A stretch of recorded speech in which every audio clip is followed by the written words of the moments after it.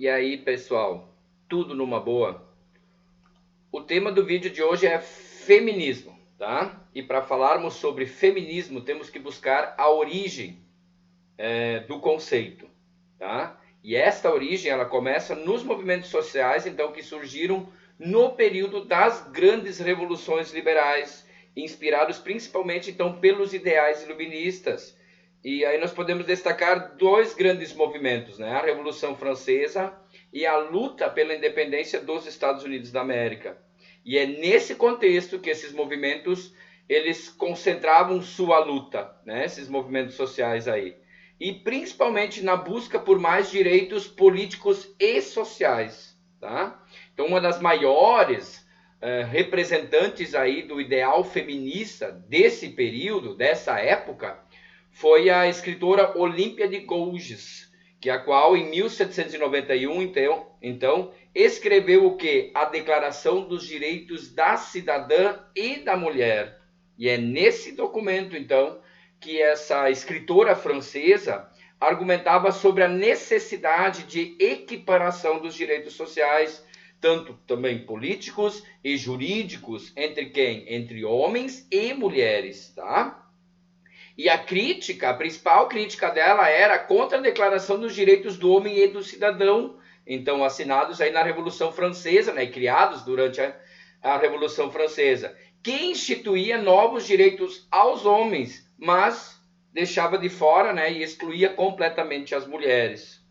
Já no século XIX, o movimento feminista ele vai começar a questionar as contradições aí existentes na sociedade, surgida dos ideais liberais e das revoluções industriais, e começa a propor o que? O fim das desigualdades que existiam nas famílias, nos núcleos familiares e nos locais de trabalho, porque a exploração do trabalho realizado pela mulher ela era muito mais intenso, né, em cargas de horas, né, de trabalhos muito maiores do que a dos homens, e com certeza as mulheres recebiam salários muito menores, tá?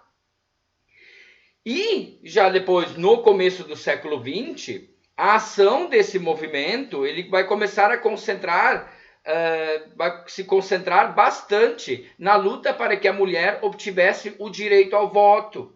E esse movimento vai se espalhando pelo mundo todo. E o Brasil não vai ficar de fora disso, né? Mas no caso, então, do desenvolvimento aí do feminismo no Brasil, nós precisamos inicialmente falar sobre a situação da mulher em nossa sociedade, tá? Por quê? Porque durante séculos as mulheres estiveram presas apenas aonde? Ao ambiente doméstico, né? E extremamente submissas ao poder do pai e do marido, e até em algumas situações dos irmãos delas. Então, quando queriam sair em público, por exemplo, elas deveriam estar acompanhadas e geralmente dirigiam-se para o interior das igrejas. Então, a limitação de ir e vir era mais clara, era uma clara manifestação, então, do lugar ocupado pelo feminino, né, pelas mulheres nessa época. Mas também teve mudanças, né? E esse papel recluso da mulher, ele passou a experimentar suas primeiras transformações aí no século XIX, quando o governo imperial, por exemplo, ele reconheceu a necessidade de educação da população feminina, escola para as mulheres, né? Instrução.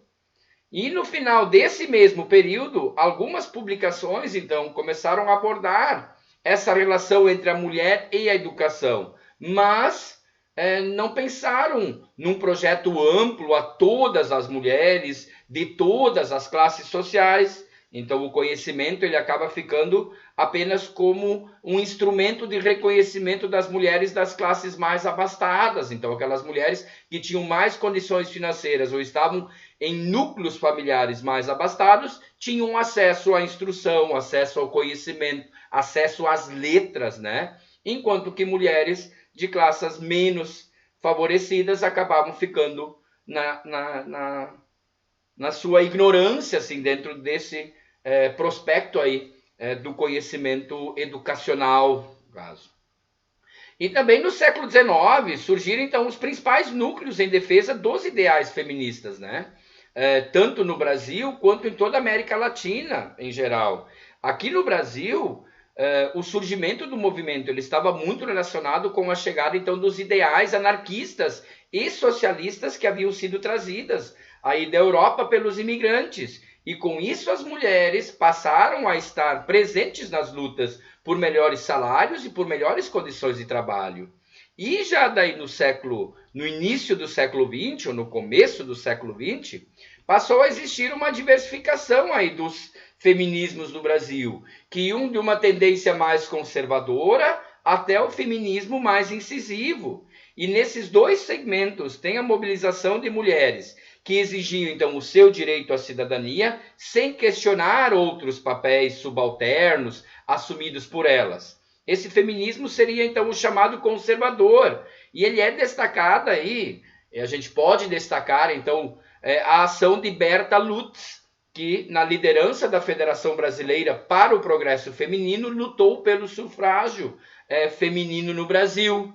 E no outro segmento estavam as mulheres então que reivindicavam sua ampliação aí na vida pública, a defesa irrestrita do movimento dos trabalhadores e a consolidação dos princípios aí de lutas comunistas. E esse grupo era formado por mulheres intelectuais, tá? E por aquelas que diretamente envolvidas com as lutas sindicais, então essas já eram muito mais radicais, né? Era aquele movimento mais incisivo nas suas ações, queria uma equiparação com os homens.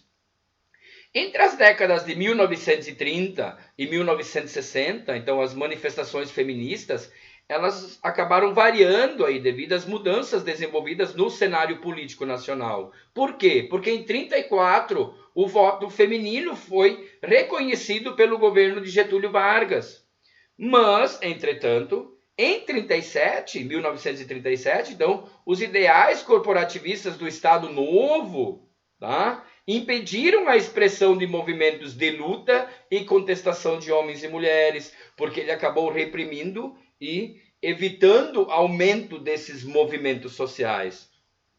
E nos anos 50, 1950, a redemocratização ela vai permitir, então, de novo, uma flexibilização de exigências que condicionavam o trabalho feminino, por exemplo. Há uma autorização dos maridos, né? Então, o trabalho feminino, essa é a flexibilização dos anos 50. Ele vai permitir uma flexibilização ao trabalho feminino, mas se os maridos autorizassem, tá? Então, as lutas femininas são sempre gigantes, né? Cada dia tem que pular um muro aí.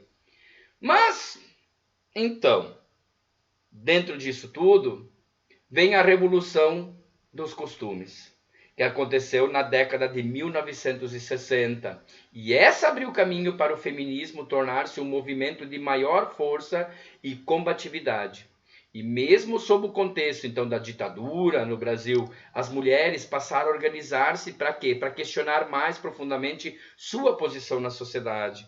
A problemática dos padrões do comportamento, ele passou a andar de mãos dadas com os ideais de esquerda que inspiravam vários participantes desse momento, né? E nesse contexto, o movimento feminista vai se reorganizar a partir do princípio o pessoal, ele é político. Quando me afeta pessoalmente, ele é uma coisa política. E reafirmou a necessidade da luta contra opressões sistemáticas que aconteciam no âmbito privado das mulheres. E é nesse caso que a proposição era de que problemas pessoais relacionados então à vida privada seriam solucionados a partir da luta no campo político. Tá? Uma vez que a origem dessas opressões no campo privado estavam também ligados diretamente no campo político, e só com ações políticas que poderiam mudar, né, a vida das mulheres, tá? E ter uma maior participação política, social, econômica, né, trabalho, enfim, N.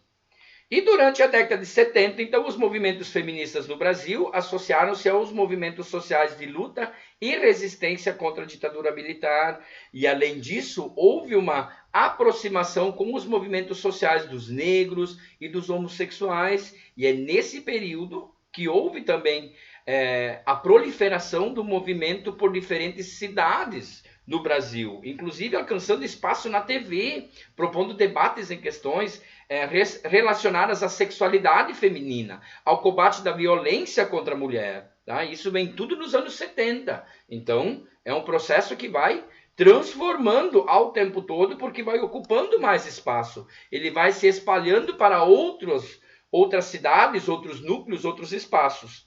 E durante o processo, então, de redemocratização, com o surgimento aí de diversos partidos políticos, o eleitorado feminino tornou-se um alvo importante dos diferentes grupos políticos. E isso evidenciava o quê? O crescimento e a força que os grupos feministas haviam alcançado. Então, os partidos estavam de olho nessas eleitoras e começaram a ter visões políticas para os movimentos feministas também. E em razão disso, a atuação autônoma dos grupos feministas, ele de uma certa forma foi perdendo espaço para atuação partidária. E departamentos femininos passaram a surgir dentro dos partidos. Tá? Mas mesmo assim, a presença da mulher, né, hoje, no século XXI, a presença da mulher no meio político, ele permanece reduzido. E aí nós temos que trazer várias outras configurações estruturais dentro da sociedade para entender melhor isso e poder explicar isso. Mas isso fica para um próximo debate. Tá? Ainda então, durante a década de 90, destacou-se a ação do feminismo popular, principalmente a partir da ação das organizações não governamentais, que são as ONGs, que atuavam de maneira independente, pressionando as autoridades na defesa de medidas, então, que resguardassem os direitos das mulheres e combatessem a violência. E, além disso, esses grupos serviam como um local de apoio para outras mulheres, alcançando aquelas de áreas pobres que até então não tinham acesso à participação no movimento. E atualmente, hoje, né, as grandes demandas do movimento feminista no Brasil, no século XXI, concentram-se em geral nas questões relacionadas ao combate da cultura do estupro e no combate ao assédio, a violência contra a mulher, de todas as formas possíveis, infelizmente, né? Na criação de políticas públicas que garantam o bem-estar e a igualdade de condição das mulheres e no combate à desigualdade salarial existente no mercado de trabalho. Então, uma longa batalha aí por anos, décadas, séculos, para chegar aí, ainda em pleno século XXI, as mulheres ainda precisando lutar por mais espaços, por mais direitos, pela igualdade. Né? Então, está na hora. Né? Está na hora, sociedade. Forte abraço.